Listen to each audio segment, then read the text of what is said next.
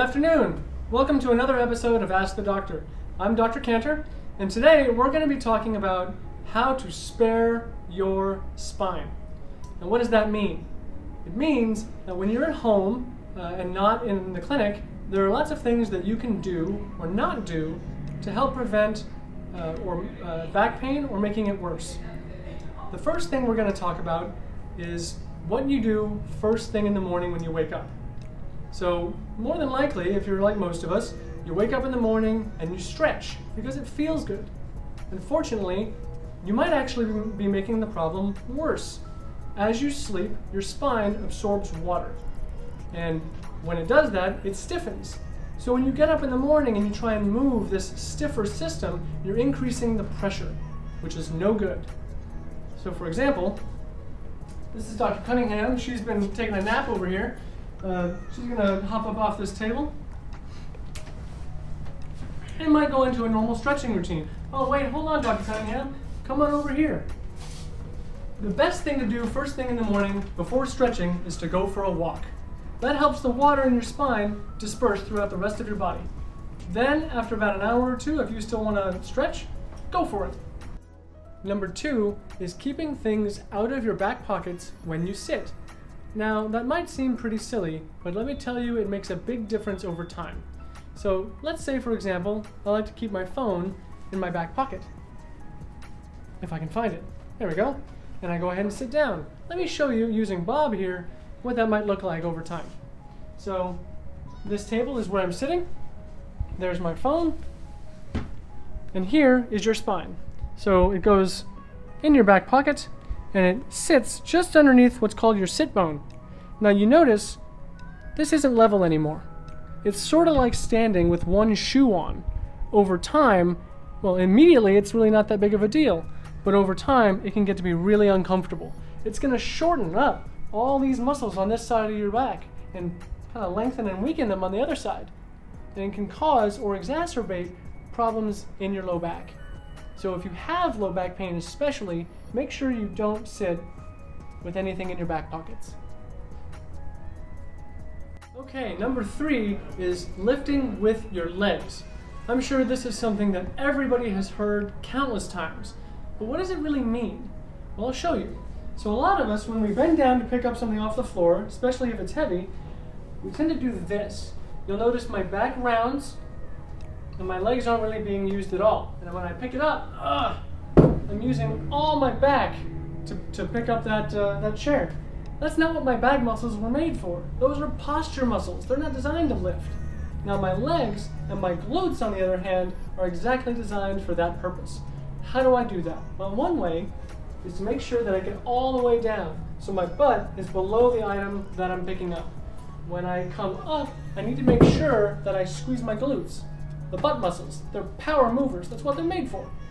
So I come down, I tighten those muscles, and I can come up this way. That way I'm taking the pressure off my back. When you go down, you do the same thing. If you're not able to squat like that, or you're not able to get down that low, talk to your doctor. They can work on some mobility and some stability and strength training that you need.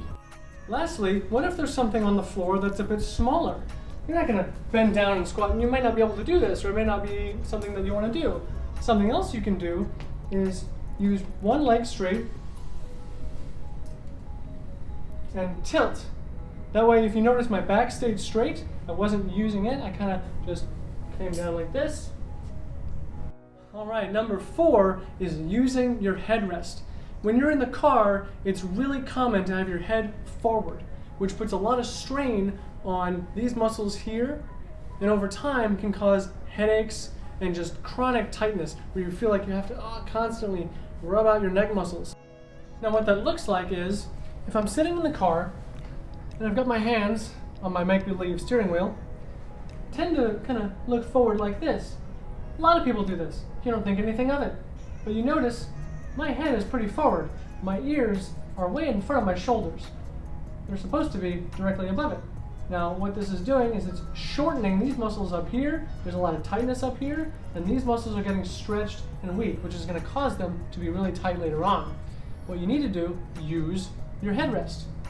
So by having my head on my headrest, I can keep my head from being smashed back if an accident occurs, but also it helps relax the muscles of my neck and it keeps my ears over my shoulders. All right, number 5 is all about breathing, something that all of us do all day long. However, we might be breathing differently. A lot of us are taught from a young age that we want to keep our bellies in and our chest out. You know, looks appealing, right? However, it might be shortening how you breathe. By breathing only into our chest, we're not utilizing our diaphragm, and so we're not getting as much oxygen into our lungs and throughout our body as we should. So it might look like this, where you're breathing, focus on my chest here, or breathing is short, my shoulders move, my chest expands, but nothing else moves. Now, if you're getting a full breath, it might look something more like this.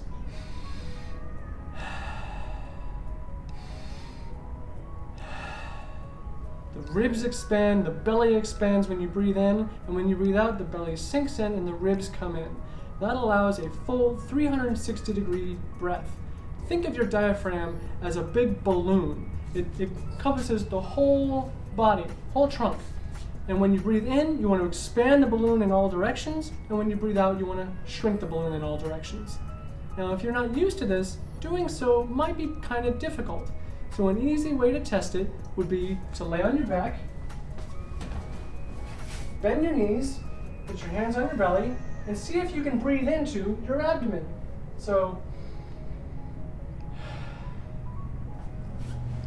practicing that throughout the day can help your body process pain, it can help alleviate stress, and overall just make you feel better. If when you're practicing it, you feel some dizziness, go ahead and back off a bit, but that usually just means that your brain is getting more oxygen than it's used to, and you should do it more often. So, thank you for watching another episode of Ask the Doctor. I hope you learned something today, and please stay tuned for our next episodes.